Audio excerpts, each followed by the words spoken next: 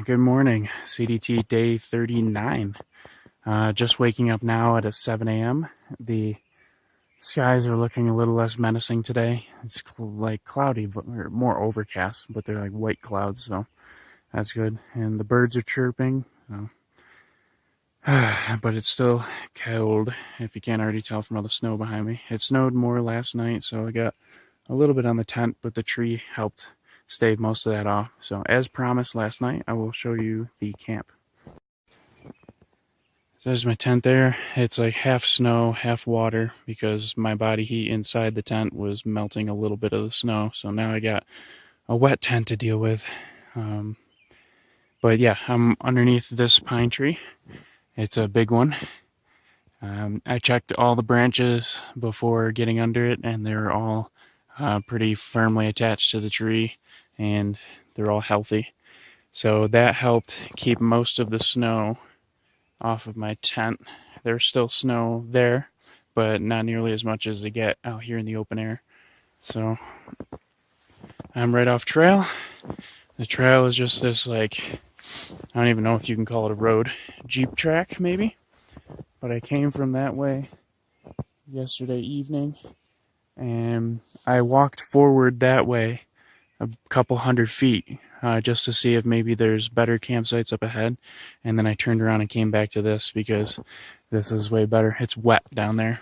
So let's see. So obviously snow is a problem, but also we're in this like transition area where there's a lot of snow melt. So everything is super wet, super muddy, and there's flowing water everywhere. So you can actually get a little nervous trying to find a campsite because you just keep running into wet after wet after wet. And it's like, where am I going to put this tent without soaking the bottom of it? And that is what I found when I went in that direction a couple 100 feet. It was just more puddles and water and wet stuff. And I was like, I could go catch up with the other guys, but I found a good campsite and I'm getting pretty tired. So I just did that. I did put in 22.5 miles yesterday. So it was not a slow day. Like, I put in a lot of miles. Unfortunately, I'm starting to realize why they wanted to put in about 25, because there's a campground that you can go to on this trail. But for me now, it's a little less than 29 miles away. For them, it'll be about 25. So I don't know if I can pull off a 30 today. I'll just give it a shot, call it the goal and just keep pushing towards that goal. And if I fall short, I don't really care. If I get over 20 miles today, I'll be happy with that, because that means I'll be doing this section in an average of like 5 days, which I planned for a week. So that's fine by me.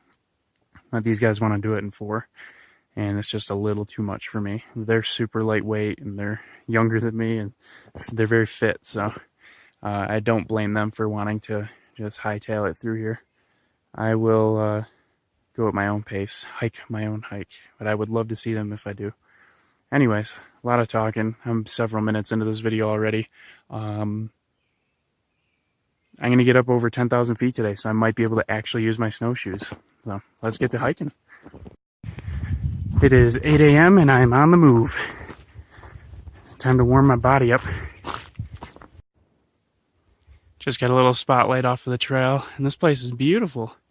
Mountains, and look at all those aspen trees, and they're blooming. Crazy things are blooming in the freezing temperatures. I don't get it.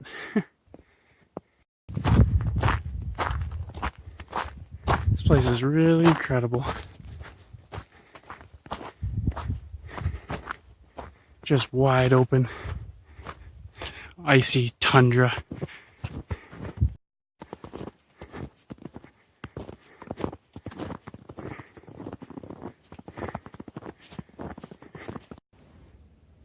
Alright folks, I'm about to head up to 9,900 feet, and I believe over 10,000 in the coming hours. So it is snowshoe time.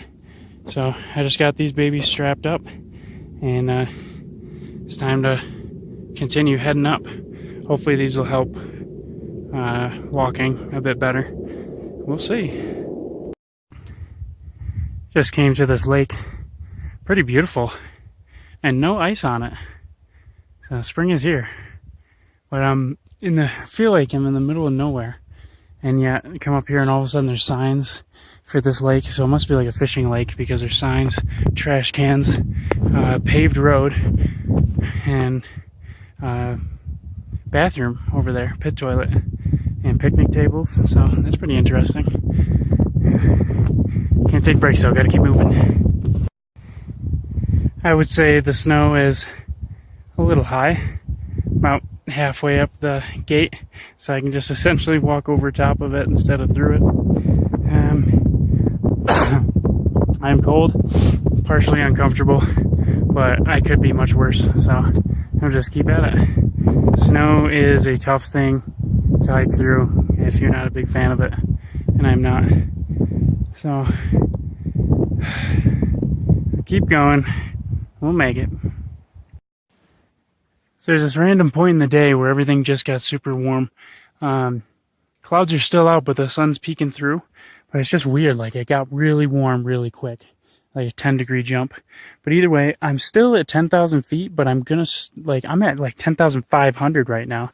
But the sun has been doing its work out here, so not much snow at all. So I'm gonna I took my snowshoes off, and I'm gonna put them back on my backpack once I get all the crap off of them. And I will continue downhill, and then I'll be going down to an elevation somewhere in the 8,000s to a stream, and I'll have to go right back up to 10.5 and continue on. But one really cool thing is way out there you can see these beautiful white-capped mountains. Now don't quote me on this, but I think that those might be the southern San Juan Mountains in Colorado. If so, that is my next stop. And they are looking big, mean, and awesome.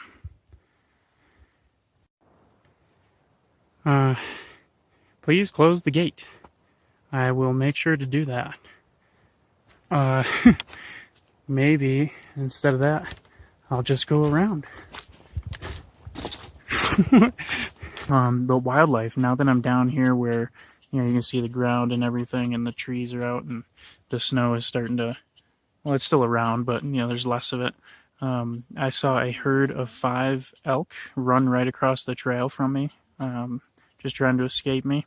I didn't bother to film it because I know it'd be hard to see them through the trees, and I just wanted to experience it, so it was really cool. They were all female, but, they were on the run, so you could feel, you could see their power and stuff like that. Just awesome animals. And right now, during my break, I'm hearing at least 2 different woodpeckers going at it, and some chipmunks that are definitely fighting. One of them's not happy with the other. So seeing some life down here, wildlife, I like it. I like it a lot.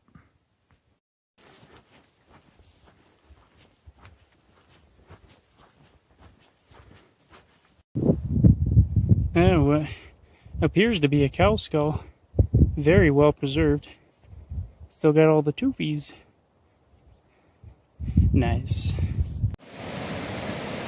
Check out this cool river crossing. This river is absolutely raging.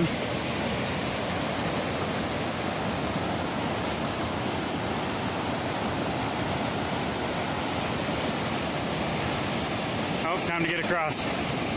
Alright, I made it to camp about a half hour, 40 minutes ago. Just got all my camp chores done. Got in about 7:15. It's about 10 of 8 right now. I found a really nice spot. Actually, let me just show you. There's my tent. You've seen her before. My little setup for food right now. I might be making a fire. I'm still contemplating right now. But there is so much like wood just scattered around here. So maybe it would be easy to make one. But anyways, here I am. It's kind of sort of range, grassland, tons of animal poop here, so there's a lot of like herbivores hanging around, probably because of that stream down there. So part of the reason I camped here is because there's a stream running all the way up the side, so I have unlimited water, which I just filled up now, so my hands are cold and I want to put my gloves on. But the process for setting up camp was take off my backpack, which is right down there right now, and then set up my tent, throw in the air mattress, blow that up, then throw in the inflatable pillow on top, then throw in the sleeping bag in there, and then it's just like taking things out of my bag that are wet and hanging them out to dry. So that's what's going on over there. My pants, a couple pairs of socks, my hat. So things are just a little damp from last night because of all the snow I slept in. Then I took off like half my clothes and set them to dry out. My boots are set there to dry. And then I wrapped my backpack in its rain cover and then put it upside down and put it underneath the tarp. So that way water can't get to the backpack from underneath or on top if it rains. I really hope it doesn't.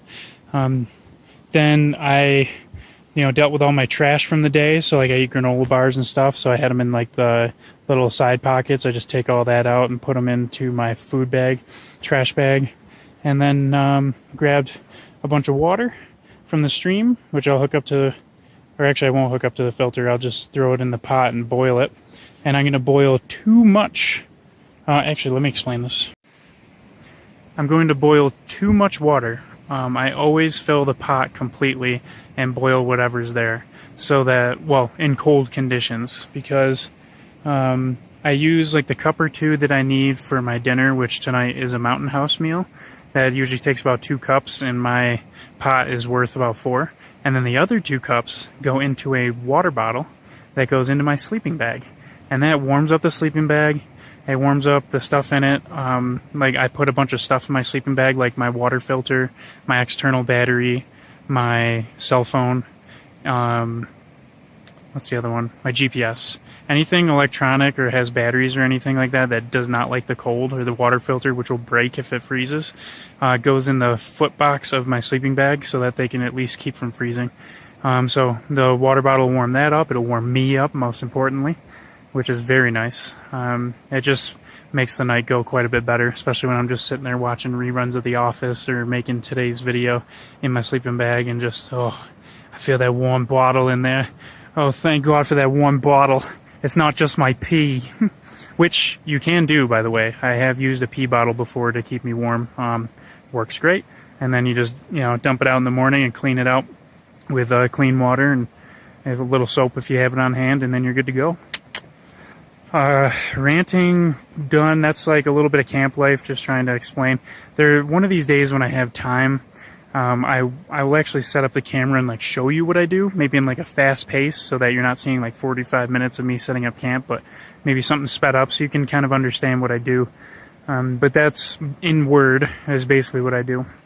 So now I am going to make dinner, possibly set up a fire, which you'll see if I do, and then make these videos, maybe watch a little TV, and then go to bed and get ready for tomorrow. So right now I am at an elevation of 8,900 feet.